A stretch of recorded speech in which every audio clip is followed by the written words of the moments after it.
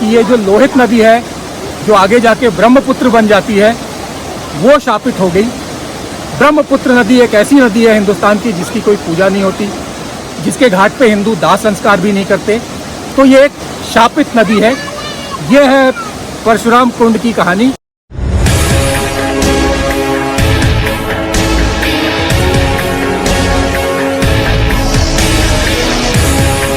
गर्मी बढ़िया है और अभी मैं जाने लगा हूँ परशुराम कुंड। यहाँ पे ब्रह्म कुंड लिखा हुआ है बट वो लोग कहते हैं कि गलत है, और हम पीछे इधर से आए हैं। इस सड़क पे आ रहा हूँ मैं हाइलियांग से, और ये नीचे जाती है सड़क अरुणाचल के प्लेन से और ऑनवर्ड टू आसाम। बट मैं अभी जा रहा हूँ परशुराम कुंड। यहाँ पे लिखा हुआ है ब्रह्म कुंड, जो यहाँ से तकरीबन 15 किलोमीटर है। बट लोग कहते हैं कि ये गलत है, ये ब्रह्म कुंड नहीं है, ये परशुराम कुंड है। तो मैं परशुराम कुंड होके आता हूँ और होपफुली पहाड़ की तगड़ी सड़कों का ये मेरा लास्ट राइड होगा, क्योंकि उसके बाद मैं नीचे आसाम की तरफ जाऊँगा और उसके बाद सारी की सारी राइड प्लेन की है। तो इस जगह पे सिर्फ मेरी यही एक विषय कि मैं फिर से आऊँ। नीचे लोगों ने बताया था कि सड़क अच्छी है, अभी तक तो अच्छी लग रही है, बट यहाँ पर अच्छी सड़कों की परिभाषा बदलती रहती है। चलिए 15 किलोमीटर की राइड है, चल के देखते हैं।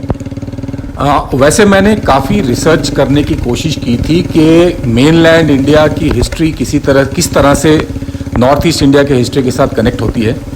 मुझे कोई हिस्टोरिकल कनेक्ट तो नहीं मिला, बट एक ये माइथोलॉजिकल कनेक्ट है जो ये बताता है कि मेनलैंड इंडिया और जो हिंदू धर्म है उसका प्रचार प्रसार यहाँ तक हुआ पड़ा था। वैसे महाभारत में अर्जुन की पत्नियाँ, भगवान श्री कृष्ण की पत्नी, भीम की पत्नी, ये सभी नॉर्थ ईस्ट को बिलोंग करते हैं, बट वो माइथोलॉजी है और कई लोग माइथोलॉजी को हिस्ट्री मानते नहीं हैं। बट इस मंदिर का यहाँ फिजिकली प्रेजेंट होना एक हिस्टोरिकल कनेक्ट को एस्टैब्लिश करता है, तो जगह इंटरेस्टिंग होगी।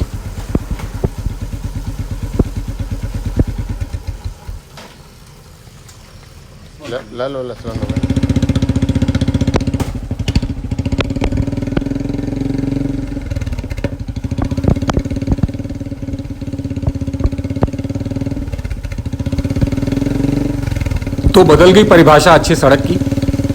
वैसे ये एक फ्रेश कटिंग है, रोड अंडर कंस्ट्रक्शन है। गनीमत है बारिश नहीं है, क्योंकि मोटरसाइकिल को किसी भी रोड पे चलाया जा सकता है अगर बारिश ना हो तो, पर अगर बारिश हो जाए, कीचड़ हो जाए तो पूरी की पूरी कहानी बदल जाती है।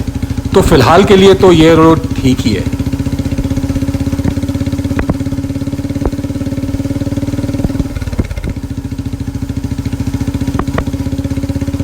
ये ब्रिज है लोहित नदी के ऊपर, और इस ब्रिज को क्रॉस करने के बाद नीचे वो लोहित नदी बह रही है, और इस ब्रिज को क्रॉस करने के थोड़ी देर बाद परशुराम कुंड का और भगवान परशुराम के मंदिर का इलाका आ जाता है। तो हम परशुराम मंदिर और परशुराम कुंड के आसपास तो पहुंच चुके हैं।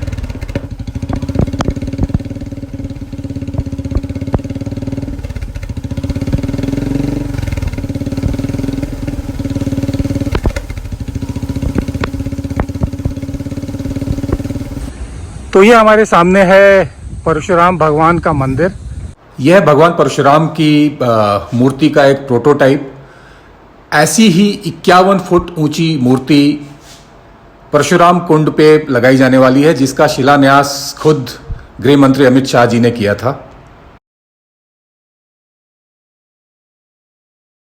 तो यह है परशुराम मंदिर के अंदर भगवान परशुराम की प्रतिमा, और बाकी देवी देवताओं की भी प्रतिमा है। काफ़ी शांति, काफ़ी सुकून है यहाँ पे। अगर आप अरुणाचल आते हैं तो आपको यहाँ जरूर आना चाहिए। तो ये बाबा जी हैं जो यहाँ पे हमें बताया गया है कि ये 1960 से यहाँ पे हैं, मतलब मेरे जन्म के 5 साल पहले से। और ये आस्था है, ये विश्वास है जिस पे हमारा धर्म टिका हुआ है। तो मैं अभी बाबा जी से ही इस जगह के इतिहास के बारे में, इस जगह के इम्पोर्टेंस के बारे में पूछता हूँ। बाबा जी प्रणाम, थोड़ा बताएंगे? जरूर बताएंगे। ये परशुराम बाबा का मेन तपोभूमि यहीं पर परशुराम जी को जब मातृ हत्या का दोष लगा, उस प्राचित से निवारण होने के लिए यहीं पर उन्होंने घोर तपस्या किया। अपने हाथ से कुंड का निर्माण किया, फाड़ के पहाड़ फाड़ करके नदी के निर्माण किए, जिस नदी का नाम ब्रह्मपुत्र है। ये नदी आगे है, इसका नाम लोहित है। चाइना में इसका नाम सामपुम है, चला है मानसरोवर झील से। आज परशुराम कुंड पर यहाँ आ गया, अब यहाँ से इसका नाम ब्रह्मपुत्र हो गया। अब जाए बांग्लादेश घुसेगा, इसका नाम मेघना हो जाएगा, फिर तब बंगाल की खाड़ी में जाएगा। ये परशुराम जी का मेन तपोभूमि है। माता पिता के आज्ञाकारी परशुराम इसी कारण से यहाँ आकर के माँ की हत्या दोष से मुक्त हुए। हर एक इंसान को 5 ऋण होता है, मातृ पितृ गुरु आचार्य धरती आकाश। ये ऋण से मुक्त होने के लिए यही एक जगह है। लेकिन बाबा जी ये कहते हैं कि ब्रह्मपुत्र नदी शापित है। ब्रह्मपुत्र नदी शापित है, यहाँ पे इसकी कोई पूजा नहीं होती है, इसके तट पे हिंदू दाह संस्कार नहीं करते हैं, ये क्या बात है? कुछ कारण है, कुछ कभी कभी का अलग अलग भावना है। अपने अपने मत से, अपने अपने भावना से कुछ ऐसा किया है। न तो ये तो यहाँ आज से नहीं, सदियों से सारे माँ पिता जो है जिसका है वो स्नान नहीं करता रहा। सही है बाबा जी। तो सबसे बड़ी चीज है परशुराम जी माता पिता के आज्ञाकारी, उनकी कृपा, उनके परसा के द्वारा जो नदी निकला उसी का नाम ब्रह्मपुत्र है। तो मैं जहाँ पे अभी खड़ा हूँ, इस जगह का नाम है परशुराम कुंड, और हिंदू आस्था में, हिंदू धर्म में इसका बहुत बड़ा स्थान है। तो मैं इसकी बात तो आपको बताऊंगा, बट उसके पहले मैं आपको एक और बात बता दूं कि हमारा जो नॉर्थ ईस्ट इंडिया है वो हिंदुस्तान के मेनलैंड के कॉन्शियस से, हमारे जहन से, हमारे दिमाग से काफ़ी दूर है। बहुत लोग इसको अपना हिस्सा मानते ही नहीं है। बट परशुराम की कहानी यहाँ पे है। कृष्ण की पत्नी रुक्मिणी, भगवान कृष्ण की पत्नी रुक्मिणी अरुणाचल प्रदेश की है। अर्जुन की पत्नी, 2 पत्नियाँ नॉर्थ ईस्ट इंडिया से हैं। भीम की पत्नी हिडिंबा असम के दिमासा ट्राइब से है। तो हमारी माइथोलॉजी तो जुड़ी हुई है, सिर्फ पिछले 1000-1200 सालों में हमारे जहन से थोड़ी दूर हो गई है। अब चलिए मैं इसकी बात बताता हूँ। परशुराम के पिता तपस्या कर रहे थे, उनकी माता जी उस कमरे में आ गई, उनके पिता की तपस्या भंग हो गई, उनको गुस्सा आ गया। उन्होंने परशुराम को बोला अपनी माँ का गला काट दो।